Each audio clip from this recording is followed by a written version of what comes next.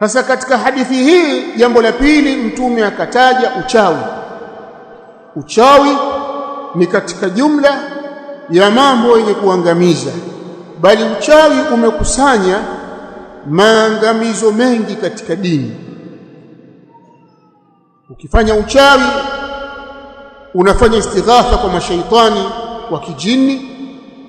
Ukifanya uchawi utaingia katika kuvaa mahirizi, kutungika katika majumba yako au katika vipando. Moyo wako utaufungamanisha na uchawi na hautaufungamanisha na Allah, lakini pia utakuwa umeondoa tawakkuli yako kwa Allah tabaraka wa taala, na utategemea uchawi ndio unaweza kukulinda na kukusaidia. Lakini uchawi unaharibu maisha, utaishi maisha ya wasiwasi na maisha ya dhiki, kwa sababu ni mtu utakuwa unaendeshwa na mifumo ya maelekezo ya mashaitani na wachawi. Uchawi umekhalifiana na sheria ya dini ya Allah tabaraka wa taala. Kwa hivyo watu wajiweke mbali na uchawi. Uchawi ni jambo la hatari, na uchawi ni dhambi mbaya kabisa, na wala hawezi kufaulu mchawi. Ninyi mnajua historia za wachawi wengi wanakufa vifo vibaya. Kila mchawi utaona wakati wake wa kutoka roho, wanatoka roho kwa mazingira magumu sana, kwa sababu ya maovu aliyokuwa akiyafanya, lakini mafikio yake ni katika moto wa jahannam, wal iyadhu billah. Na Allah atuambia, wala tufsidu fil ardi ba'da islahiha, msifanye uharibifu katika ardhi baada ya kuwa Allah shaitengeneza ardhi na watu wanaishi ardhini kwa salama.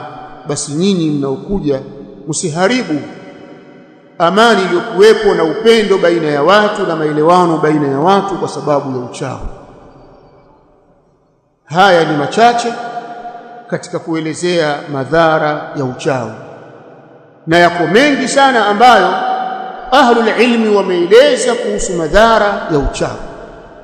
Na mtu akishakuwa mchawi hana amani, alafu anaamini kila aliyekwenda kumroga na hakufanikiwa basi na yeye pia ni mchawi, ama na yeye anatumia uchawi, kwa sababu yeye haamini kama kuna kitu kina nguvu zaidi ya uchawi wake.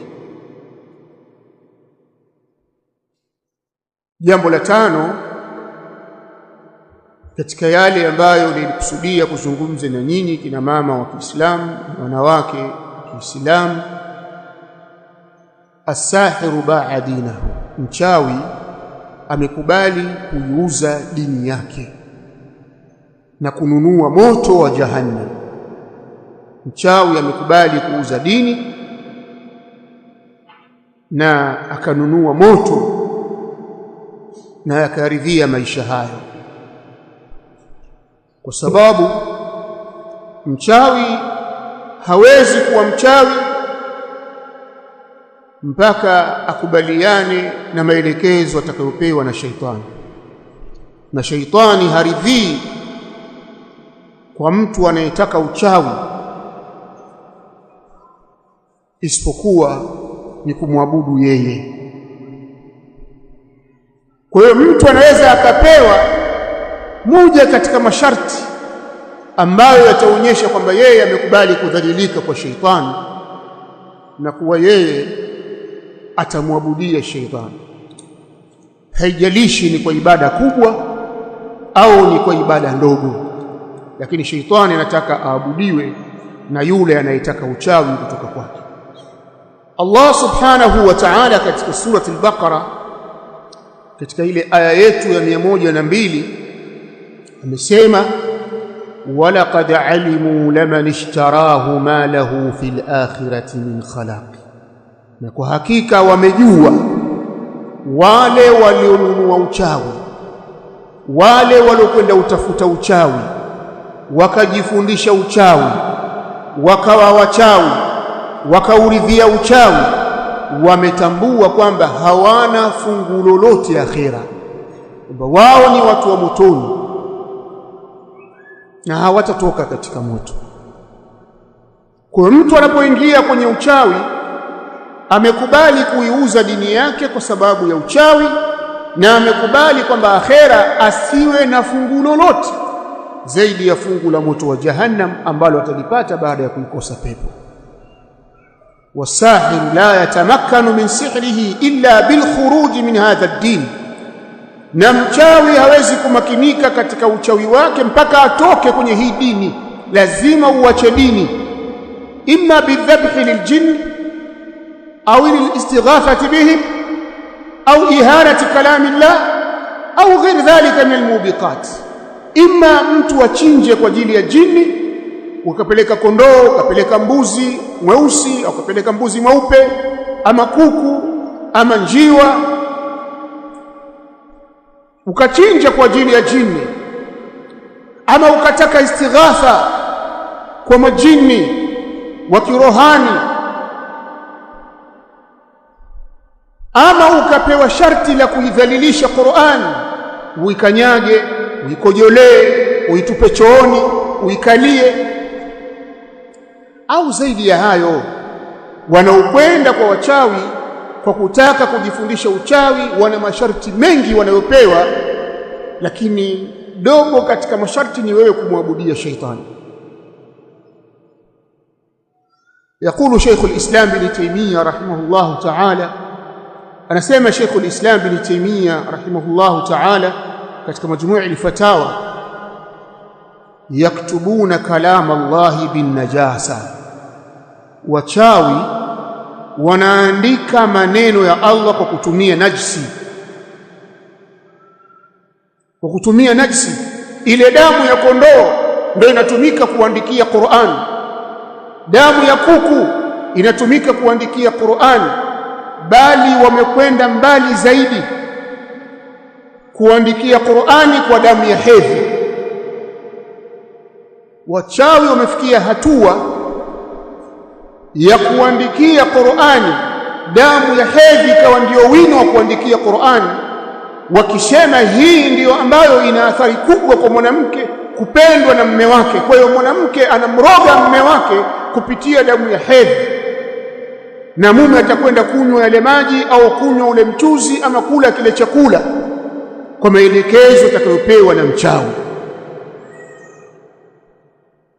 Wakad yuqallibuna hurufa kalami llah, bali wachawi hufikia hatua wakayabadilisha maneno ya Allah tabaraka wa taala, zile herufi wakazibadilisha. Moja katika njia zao za kichawi ni kuandika sura ya Qur'ani kwa herufi moja moja, ama kuandika kuanzia nyuma kwenda mbele. Zote ni katika maelekezo ya kishaitani ya kichawi. Ima wakaandika herufi katika surati al-Fatiha moja moja, ama wakaandika herufi moja kutoka nyuma kwenda mbele, kama vile wanavyoandika suratul Ikhlas, qul huwallahu ahad, wakaigeuza. Na wakati mwingine wachawi wanaweza kuandika kwa kutumia isiyokuwa najisi, lakini wa kuandikia maneno ambayo lazima yameridhiwa na shaitani. Asema Sheikh al-Islam, au yaktubuna ghaira dhalika, ama wanaandika maneno ya Qur'ani pasina kutumia najisi, mimma yardahu shaitani au yatakallamuna bidhalik, wakayaandika yale ambayo anayaridhia shaitani, ama wao wanazungumza kwa hayo maneno. Na hii ndio inaitwa twalasimu. Twalasimu ni uchawi wa Kiarabu. Watu wengi wasiojua dini, mtu akiandikiwa twalasimu anasema kaandikiwa dua, lakini hajui Qur'ani ni nini, wala hajui adhkari za mtume ni kitu gani. Yeye anaona kila maandishi yaliyokaa kwenye Kiarabu ni Qur'ani. Kwa hiyo huyu mchawi amejiuza nafsi yake kwa shaitani na ameingia katika jambo baya, ameacha jambo zuri la dini. Mola wake amemchagulia dini ya Uislamu na yeye amechagua dini ya kichawi, akaenda mbio kwa ajili ya kutekeleza masharti hayo na akawa ni adui wa dini na mwenye kuwatesa viumbe wa Allah tabaraka wa taala.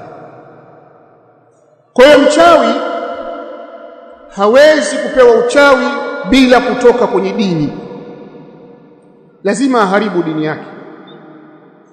Mtawasikia baadhi ya walimu, mtawasikia baadhi ya mashekhe, mtawasikia baadhi ya watu wanaojionyesha kuwa wanapenda dini, wako katika sura ya dini, wanasema wanakaa riadha. Kukaa riadha ni mtu anaingia kwenye kikao maalum kwa ajili ya kujifundisha uchawi ama kuutafuta uchawi, na hapo watapewa maelekezo maalum ya kishaitani kwa yule aliyekwenda kutafuta uchawi kwake. Na kwa sababu wanajua wanaishi katika jamii za Waislamu, utaona mtu anaambiwa asome suratu Yasini mara 41. Kuna baadhi ya aya ataambiwa zirudie mara idadi kadhaa yenye namba za kufanana kama 111, 222, 333, 444, 555 na mfano wake. Hayo yote ni maelekezo ya kichawi, ni maelekezo ya kishaitani. Lakini pia mtu anaweza akaambiwa ataje majina ya marohani fulani ambao wale marohani yeye atakuwa amewatumikia kwa ajili ya kupata ule uchawi aliokuwa anautaka. Kwa hiyo mchawi anayeuza dini yake kwa ajili ya kununua uchawi na kununua moto wa jahannam, wal'iyadhu billah. Wachawi wanashirikiana na mashaitani, na mashaitani wanawahudumia wachawi ili kuweza kuwaudhi na kuwadhuru waja wa Allah tabaraka wa taala. Nukta nyingine ambayo nimependa niilete kabla ya nukta ya mwisho ni nukta ya kutaja alama za wachawi. Utamjuaje kama mtu huyu ni mchawi? Watu wengi wanajua yule mtu anayewanga usiku akaruka huku na kule ndio mchawi, lakini kuna wengine hawaruki usiku na wako misikitini, lakini na wao ni wachawi. Hizi alama ninazokutajia zitakusaidia wewe ambapo Muislamu unakwenda kwa mtu akuombee dua, akakutajia moja katika haya nitakayokutajia hapa, basi jua mtu huyo ni mchawi, na kwake hakuna dua, kwake kuna uchawi, na wewe ni haramu kwenda kwa mtu huyo. Na akikwambia moja katika hayo, muepuke na wala usimkurubie tena, na umtahadharishe kwa watu wako wa karibu. Na haya ni mambo watu wengi hawayajui, na ni alama ambazo wamezitaja wanawachuoni katika kuwatambua wachawi. Alama ya kwanza, ukienda kwa mchawi atakuuliza kunako jina lako na jina la mamako. Unaitwa nani?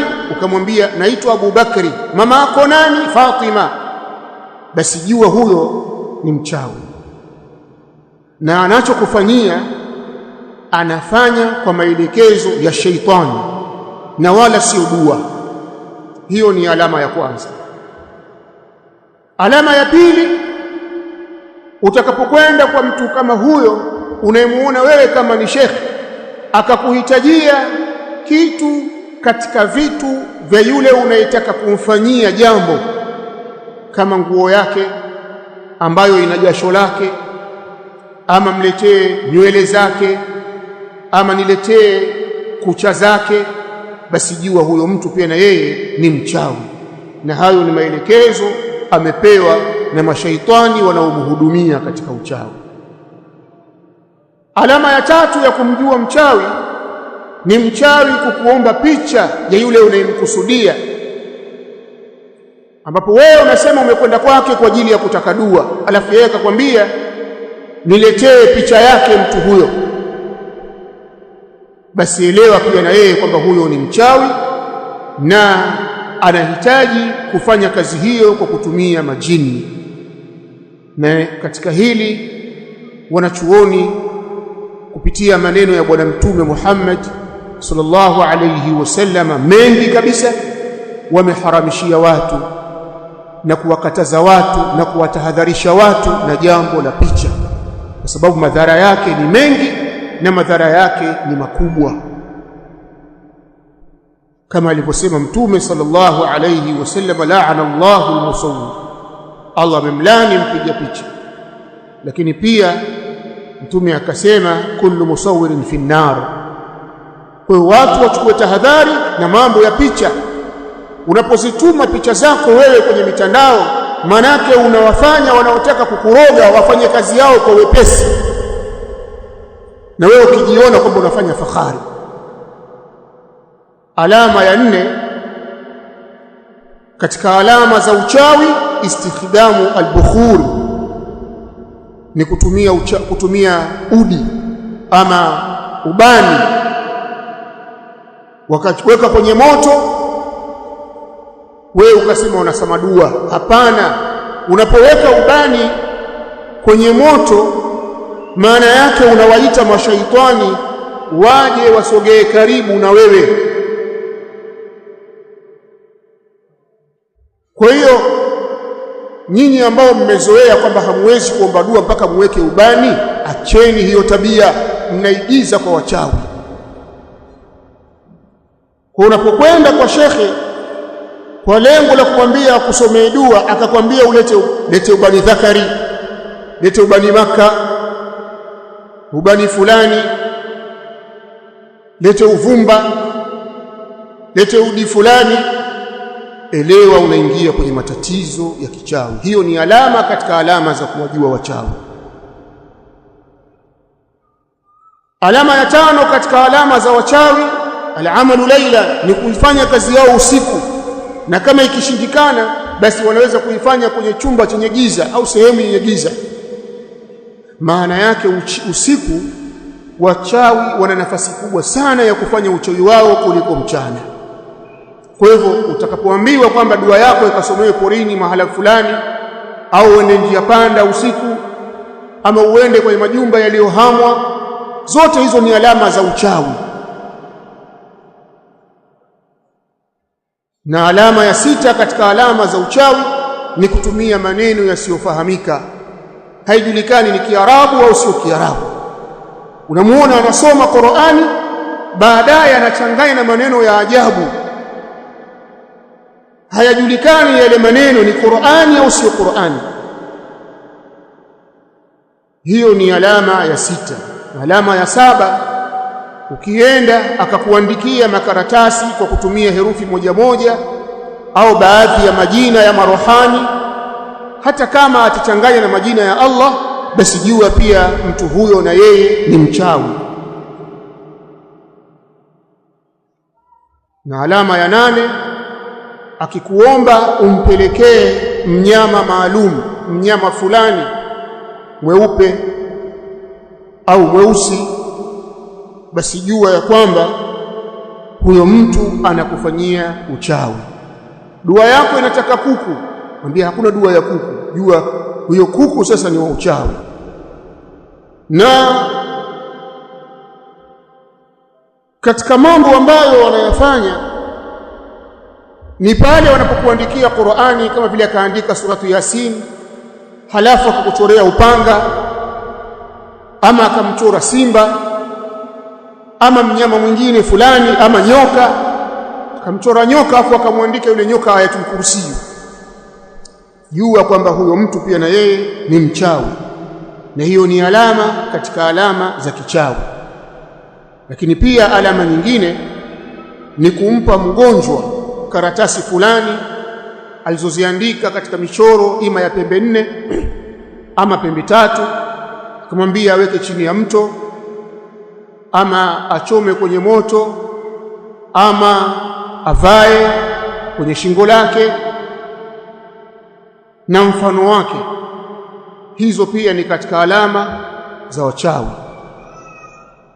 Haya ni mambo yanafanyika sana na wanaoyafanya wengi wao ni viongozi katika dini, kwa sababu jamii kubwa ya Waislamu haijui itikadi yao sahihi na wala hawajui madhara ya kuwaendea watu kama hawa ambao ni watu wachawi wanaofanya kazi na mashaitani kwa kuwaharibia watu maisha yao na kuwaharibia watu dini yao. Kwa hivyo wewe mwanamke wa Kiislamu na wewe mama wa Kiislamu, wajibu wako ni kujiweka mbali na watu hawa, na wajibu wako ni kujua kwamba wewe unayekwenda kwa hawa wachawi na wale wachawi uliowaendea, ninyi nyote hukumu yenu ni moja mbele ya Allah tabaraka wa taala, yani nyote mmeritadi. Kwa hivyo haifai Muislamu kwenda kwa watu hawa, haifai Muislamu kwenda kwa watu hawa, na Muislamu atakikana kuchukua tahadhari na watu hawa. Baada ya kuwagundua, awatahadharishe ndugu zake wasiende kwa watu hawa, kwa sababu kwenda kwao kutawapelekea wao kuharibu dini yao na kuingia katika madhara makubwa zaidi ambayo yatawapelekea kwenda kuishi katika moto wa Jahannam, wal'iyadhu billah. Kwa sababu muda bado upo, taongeza baadhi ya mambo muhimu na mambo yenye faida ambayo wewe Muislamu unapohitaji kujinufaisha katika maisha yako, hauhitaji wewe kuingia katika mambo ya kichawi,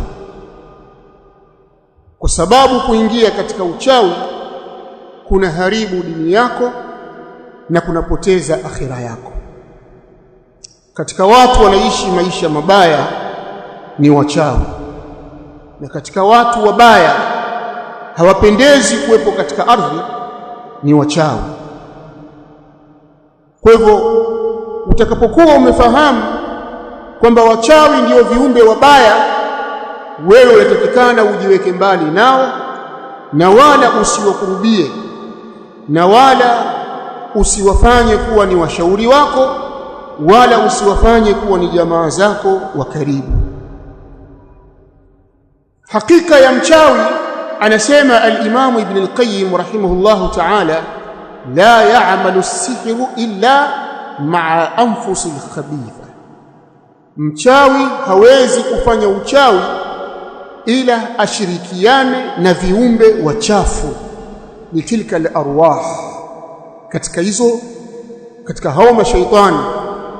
Huwa unasikia wao wanasema huyu ana rohani mzuri, rohani wake anamuamrisha kuamka usiku kusali, rohani wake anamuamrisha kutoa sadaka, rohani wake anamuamrisha kusoma Qur'ani.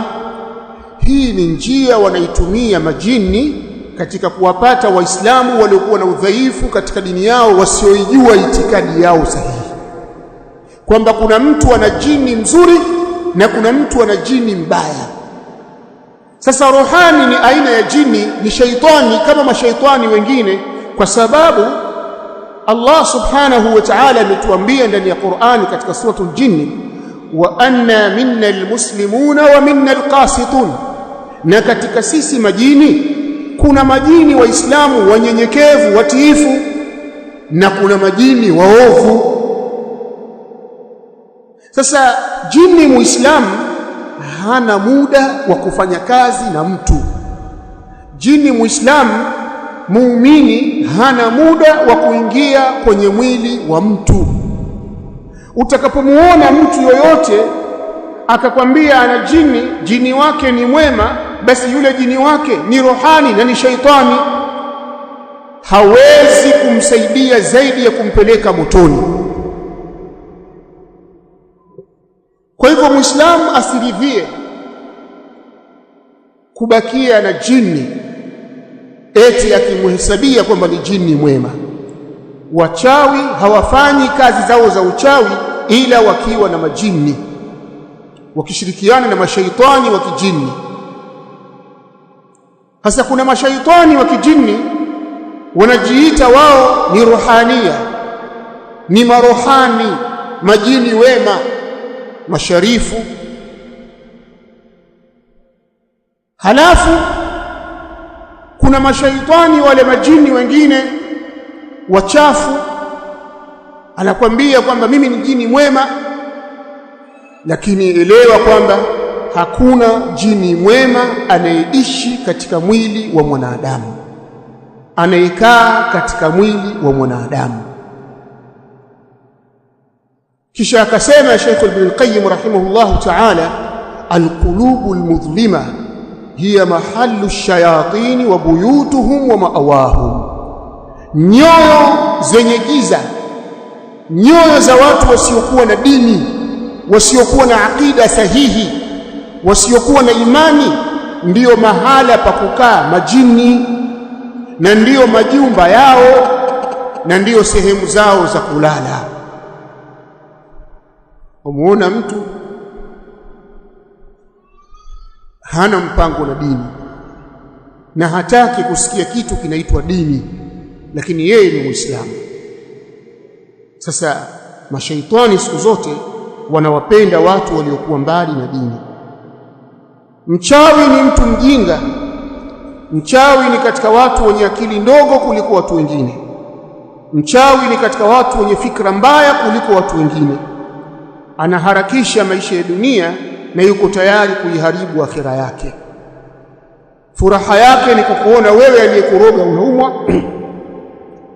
unateseka, maisha yako yanaharibika, na hiyo ni akili mbaya, na huo ni uadui wa hali ya juu. Kwa hivyo watu hawatakikani kuwa karibu na wachawi. Na unapoona umekwenda kwa mwalimu, nimewataja sana hawa kwa sababu ndio wengi katika mapote ya Waislamu. Acha wale wachawi wa mapembe na nywele za watoto wachanga, hawa walioko misikitini hawa ni wengi zaidi, wanafanya kazi za kichawi. Kwa hiyo unapokwenda kwake akakwambia utasoma adhkari hii, utasoma neno hili, kama vile ukaambiwa ulikariri neno moja, Allahu Allahu Allah, hivyo hivyo mara 3333, jua huyu jamaa anafanya kazi na majini. Akikupa tu hiyo hesabu yenye namba za kufanana, jua hii ni alama ya mtu anayeamiliana na wachawi. Kwa hiyo mimi nimekuja kwake huyu, bila shaka ameshanipa sehemu ya mashaitani niende nikayahudumie katika utaratibu uliokuwa na kinyume na Mtume Muhammad sallallahu alaihi wasallam. Kwa hiyo chukua tahadhari ya kuwafata na kuwa karibu na watu kama hawa. Ameeleza katika wanawachuoni al-Imam al-Alusi rahimahullahu ta'ala